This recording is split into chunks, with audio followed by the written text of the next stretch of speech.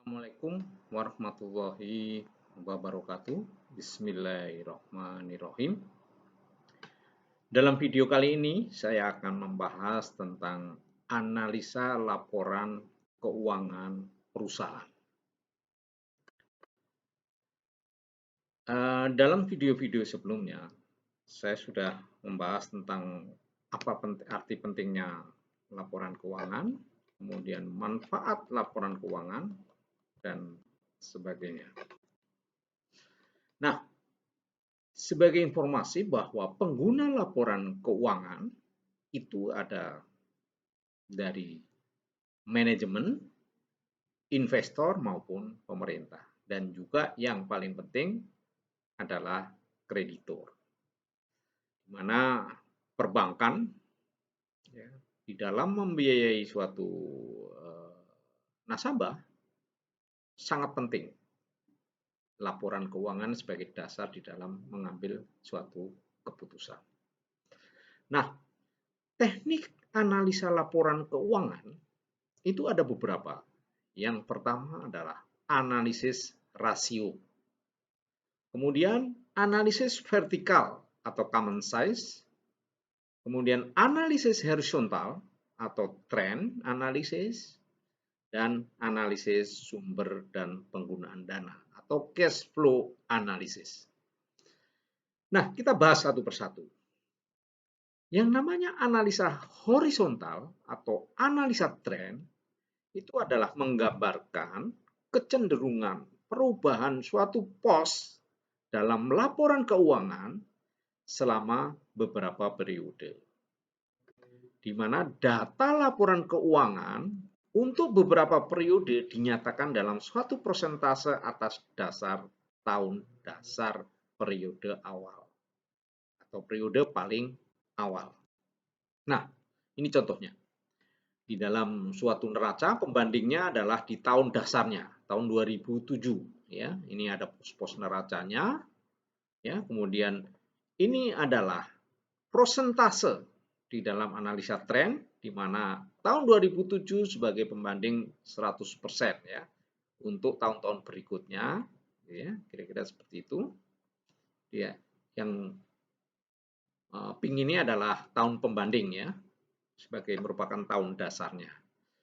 Kemudian ini kalau analisa laba rugi, analisa trennya adalah ini 2007, ini 100% semua dari masing-masing pos. Kemudian tahun 2008, 2009 ada 100%, 109%, 122 dan dasarnya ada di tahun 2007. Nah, kemudian kalau analisa vertikal itu yang namanya common size itu menggambarkan kontribusi dan memberikan informasi komposisi pos-pos dalam laporan keuangan pada suatu periode. Di mana data laporan keuangan dalam satu periode dinyatakan dalam suatu prosentase atas dasar salah satu pos tertentu sebagai pembanding. Pos dengan saldo terbesar biasanya. Nah, ini contohnya. Kalau analisa neraca, itu vertikalnya pembandingnya adalah total aktiva. Ini 100%. Ya, atau kalau di liabilities-nya adalah total pasiva. Kemudian pos-posnya mengacu pada total aktiva. Demikian juga liabilities mengacu pada total pasiva. Nah, ini analisa vertikal untuk laba rugi, di mana penjualan adalah sebagai dasar untuk membandingkan ya. Pembandingnya adalah penjualan ini 100%. Nah, pos-pos berikutnya itu didasarkan pada persentase terhadap pos penjualan. Nah, kemudian analisa rasio. Analisa rasio itu merupakan ungkapan hubungan matematis di mana hubungan antar pos akan bermanfaat bila mempunyai arti atau makna. Dan ini adalah indikator awal analisis yang menggambarkan gejala awal suatu keadaan perusahaan sehingga menunjukkan area yang perlu dianalisis lebih mendalam. Nah, jenis-jenis analisa rasio itu terdiri dari likuiditas, kemudian solvabilitas, rentabilitas, aktivitas, dan coverage. Kemudian di dalam kita pasar saham itu ada rasio-rasio di dalam pasar saham. Nah, kita lihat, kita kupas satu-satu ya. Yang pertama adalah likuiditas. Likuiditas ini adalah untuk mengukur kemampuan suatu perusahaan dalam memenuhi kewajiban jangka pendeknya. Ya, kurang dari 1 tahun. Itu terdiri dari current ratio dan quick ratio. Mana current ratio adalah kemampuan memenuhi kewajiban jangka pendek yang bersumber dari aktiva lancar. Ya, current ratio rumusnya adalah aktiva lancar dibandingkan dengan hutang lancar. Kemudian quick ratio. Quick ratio itu adalah aktiva lancar dikurangi persediaan dibagi hutang lancar. Ini merupakan kemampuan perusahaan untuk memenuhi kewajiban jangka pendek tanpa bergantung pada hasil likuidasi persediaan. Berikut jalur pros berikutnya.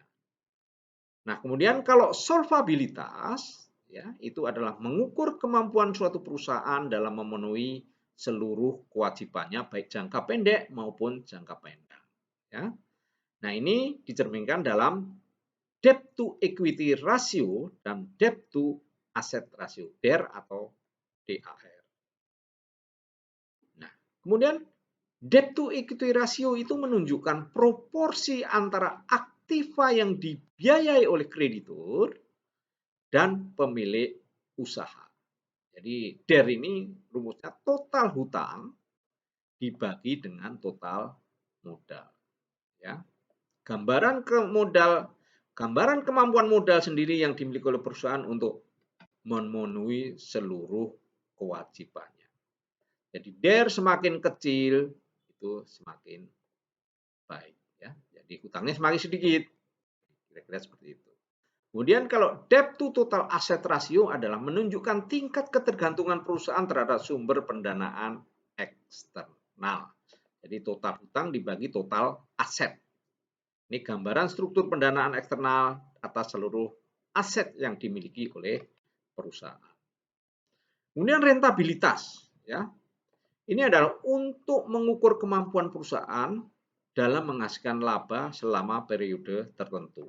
Ini tercermin dari gross profit margin atau GPM, kemudian net profit margin atau NPM, kemudian return on asset, return on equity, dan return on asset. Semakin tinggi akan semakin bagus. Nah, ini gross profit margin itu mengukur efisiensi produksi dan tingkat kerawanan terhadap perubahan harga baik harga jual maupun harga pokok. Jadi ini laba kotor dibagi total penjualan, itu adalah gross profit margin. Kalau net profit margin ini menggambarkan efisiensi manajemen perusahaan memanfaatkan sumber daya yang ada. Net profit margin rumusnya adalah laba bersih dibagi penjualan. Ini untuk efektivitas manajemen dalam menjalankan operasional usaha. Kemudian return on equity, ini kemampuan perusahaan dalam menghasilkan laba dari setiap rupiah modal yang ditanamkan. Ini sangat bermanfaat bagi investor ya, ukurannya di return on equity. Di mana rumusnya adalah laba bersih dibagi modal. Dan ini menjadi fokus bagi para investor karena akan menentukan besarnya dividen yang akan diperoleh. Kemudian return on asset. Ini adalah kemampuan perusahaan memanfaatkan kekayaan yang ditanamkan untuk menghasilkan laba. Ya, jadi laba bersih per total aset. Ini return on asset. Semakin tinggi semakin bagus. Kemudian rasio aktivitas. Ya, rasio aktivitas ini juga sangat penting di dalam analisa. Karena ini terkait dengan waktu yang dibutuhkan dalam siklus konversi kas. Ya, siklus konversi kas itu dari kas menjadi di mana dia harus berbelanja dalam bentuk account payable kalau dia ada hutang dagangnya, kemudian menjadi inventory menjadi account receivable. Ini adalah perputaran aktivitas usaha. Di mana dalam menghitung rasio aktivitas tercermin dalam days of receivable, days of inventory, dan days of payable. Ya, DOR, DOI, dan ini contoh ya perputaran modal kerja ya. Perputaran modal kerja itu adalah terdiri dari ya pembelian bahan baku, ya ini bahan baku, kemudian barang dalam proses dan barang jadi. Jadi ini X hari ditambah Y hari, kemudian barang jadi ini dijual perlu Z hari. Jadi perputaran persediaan adalah X plus Y plus Z. Ya, kira-kira seperti itu. Kemudian perputaran piutang sejak dijual, kemudian dalam bentuk AR, account receivable atau piutang dagang, kemudian dilakukan pembayaran. Ini adalah perputaran piutang. Kemudian kalau perputaran hutang dagang adalah dari pembelian non tunai dibayar ke supplier, jatuh tempo ini adalah perputaran hutang dagang. Jadi perputaran modal kerja ini adalah perputaran persediaan ditambah perputaran piutang dagang dikurangi perputaran hutang dagang. Ini cash conversion. Nah, ini days receivable ya. Ini perputaran piutang, ukuran yang menggambarkan lamanya waktu yang dibutuhkan piutang usaha menjadi kas. Ini adalah piutang dagang dibagi penjualan kali periode, biasanya 360 hari. Kemudian kalau inventory persediaan dibagi harga pokok penjualan kali 360 atau selama satu periode. Ya, ini perputaran persediaan ini ukuran yang menggambarkan lamanya waktu yang dibutuhkan persediaan atau barang diproduksi dan mengendap hingga terjual kembali. Tadi udah kita jelaskan kalau payable hutang dagang dibagi HPP. Ini perputaran hutang dagang ukuran yang menggambarkan lamanya waktu yang dibutuhkan untuk membayar hutang dagang dari hasil pembelian stok. Ya. Nah, kemudian analisa coverage. Ini adalah mengukur kemampuan perusahaan dalam memenuhi kewajiban dengan dana yang bersumber dari kegiatan normal operasional usaha. Ini penting bagi bank ya, di dalam menentukan besarnya kewajiban angsuran dan juga besarnya plafon. Ya. Ini tercermin dalam interest coverage ratio dan EBITDA to total debt. Ya. Interest coverage ratio ini adalah EBITDA dibagi biaya bunga atau biaya margin. Ya. Kemampuan hasil operasional usaha untuk memenuhi kewajiban biaya margin yang menjadi beban selama periode tertentu. Ini EBITDA dibagi biaya margin atau bunga. Ya, interest coverage ratio. Nah, kalau EBITDA to total debt, ya ini adalah EBITDA dibagi interest on total debt ditambah current portion of all long-term debt. Ya, kira-kira seperti itu. Jadi kemampuan hasil operasional usaha untuk memenuhi kewajiban biaya bunga dan bagian pinjaman jangka panjang yang harus diselesaikan dalam waktu dekat. Misalnya angsuran pokok 1 tahun ke depan. Current portion to long-term debt ditambah biaya marginnya. Ini EBITDA to total debt. Nah, kemudian saya lanjutkan ke rasio pasar saham. Jadi kalau kita di dalam pasar saham, ya di dalam ADX itu kita harus tahu apa sih EPS, ya, earning per share. Ya, earning per share ini adalah laba bersih perusahaan setelah pajak dibagi jumlah lembar saham yang beredar. Semakin besar, semakin bagus. Jadi kalau kita membeli saham perusahaan, kalau EPS-nya semakin tinggi, semakin bagus. Kemudian dividend yield itu adalah dividen per saham dibagi harga pasar saham. Semakin besar semakin bagus. Jadi kita cari dividennya yang tinggi, EPS-nya yang tinggi untuk membeli suatu saham di bursa. Kemudian juga ada price earning ratio, PER ya. Ini sering paling banyak dipakai untuk analisa juga price to book value. Nah, PER itu adalah harga saham dibanding EPS. Jadi harga saham dibagi EPS. Semakin besar, dia semakin bagus. Kemudian kalau price to book value, di mana harga saham dibagi book value, ya kira-kira seperti itu. Jadi book value per share adalah equity dibagi share yang beredar. Semakin kecil, semakin bagus. Ya. Jadi price price to book value yang semakin kecil, maka semakin bagus. Artinya equity ini per share out-nya itu jadi lebih kecil ya, BFBS-nya. Kemudian yang terakhir adalah analisis sumber dan penggunaan dana. Ya, ini kalau kita contohkan ini ada cash in, ini adalah available cash, kemudian ini cash out. Ya, kalau cash in itu return, kalau cost out itu adalah biaya. Ini cash flow. Ya, analisis sumber penggunaan dana ini adalah cash flow. Artinya membandingkan pos-pos laporan keuangan dalam 2 periode atau lebih, tujuannya untuk mengetahui dari mana perusahaan memperoleh dana dan bagaimana penggunaannya.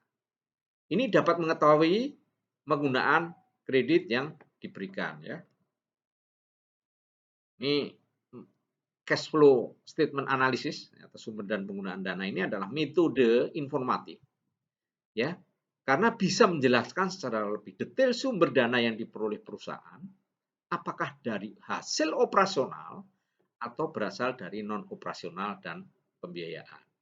Demikian juga penggunaannya dapat dijelaskan dan tergambarkan. Ya. Jadi kita sebagai bankers ini sangat penting di dalam menganalisa perusahaan ya. Karena ini adalah darahnya perusahaan cash flow itu. Jadi cash flow statement dapat dikelompokkan 3 activity yaitu operating cash flow, investing cash flow, dan financing cash flow. Nah, operating cash flow itu adalah aliran dana yang menunjukkan hasil yang diperoleh dari kegiatan operasional bisnis sehari-hari, khususnya perputaran aktiva lancar ya. Ya, piutang dagang, persediaan, utang dagang, biaya masih harus dibayar, pajak penghasilan, biaya dibayar muka, laba bersih setelah pajak, dan depresiasi atau amortisasi tahun berjalan. Kemudian kalau investing cash flow, aliran dana yang berkaitan dengan pembelian atau penjualan aktiva tetap atau investasi, pembayaran dividen. Nah, ini adalah aktiva tetap bruto, gross fixed asset, investasi pada anak perusahaan, pembayaran dividen tunai, dan surat-surat berharga. Nah, ini kalau sumber financing cash flow, yaitu aliran dana yang berkaitan dengan aktivitas pembiayaan, baik utang atau modal sendiri, pinjaman bank, ya, pinjaman bank jangka panjang jauh tempo, pinjaman jangka panjang, pinjaman disubordinasi, penerbitan saham baru, dan agio saham. Ini kalau saya gambarkan di dalam financial analysis cash flow, ini adalah investment, ini operational, dan ini financing, ya, aset. Ini investment itu bagaimana perubahan terhadap current asset, fixed asset, dan other asset. Ya, ini investment. Operation ini adalah di laba rugi. Ya, ada revenue, ada HPP, gross margin, ada biaya-biaya. Nah, akhirnya net profit. Ini adalah operasional. Kalau financing dari current liabilities, ya. Ini ada current liabilities, long term debt, kemudian equity, ya. Ini adalah dari sumber dana financing. Saya rasa demikian pembahasan tentang analisa laporan keuangan perusahaan ini. Semoga bermanfaat. Dan jangan lupa subscribe, like, ataupun ada komen, silakan. Wabillahi taufik wal hidayah. Assalamualaikum warahmatullahi wabarakatuh.